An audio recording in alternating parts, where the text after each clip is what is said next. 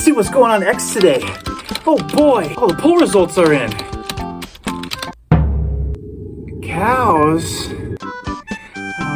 This won't be too bad. Throwing of her eyes on the plates, equally portioned. 2 curving lengths of shit lay dark against veined china. It won't work. Circling to the front of his pants, unzipping, pulling down. Then Cripps was in him, pounding at his R's, whispering the appalling foulness of the taste. The shit was gritty against the roof of his mouth and made crunch. This is bad. Well, here we go, folks. My second book delving into severe cow abuse. I'm talking about the infamous, inexorable, inexcusable Cows by Matthew Stokoe.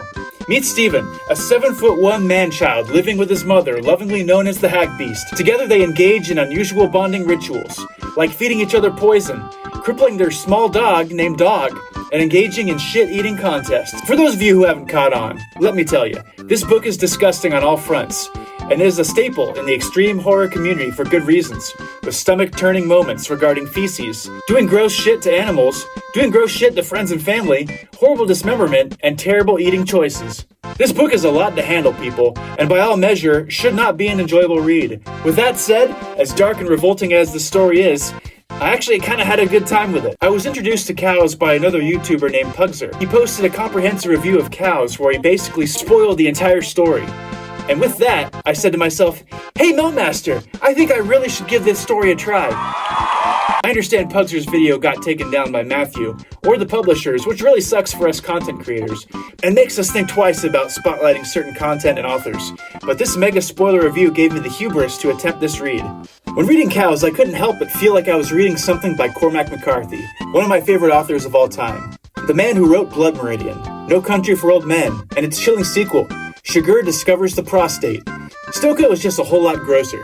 But like a McCarthy novel with its endless run-on sentences, nihilistic tones, and detached matter-of-fact style, Cows is a book that feels like it has deceptively a lot to say, even if I'm not really sure what it is. As the story progresses, we are introduced into stranger and stranger elements, including an army of talking cows living in the sewers, with whom our goon Lord Stephen finds kinship. The whole experience grows into a surreal nightmare, where we really don't know what is real, or if it's just a big metaphor for post-nut clarity. Either way, the tale in all its grotesquerie is actually really fascinating and thought-provoking. This is a difficult read, and one of the rare books that made me feel sick to my stomach a few times. I have a difficult time suggesting any book where a grown man a cow as a must-read. But for someone interested in surreal extreme horror, this really is a staple, and is up there with the most disturbing things I've read. Cows, folks, what more can I say? If you're brave or seeking to test your mettle in the realm of extreme horror, give it a try. You can get it on Kindle, Kindle Unlimited, and Amazon. Let me know if this review piqued your interest in the story, folks, and tell me your thoughts in the comments if you've already survived this tale. Thanks for watching, and post your suggestions for other extreme horror books to try as well.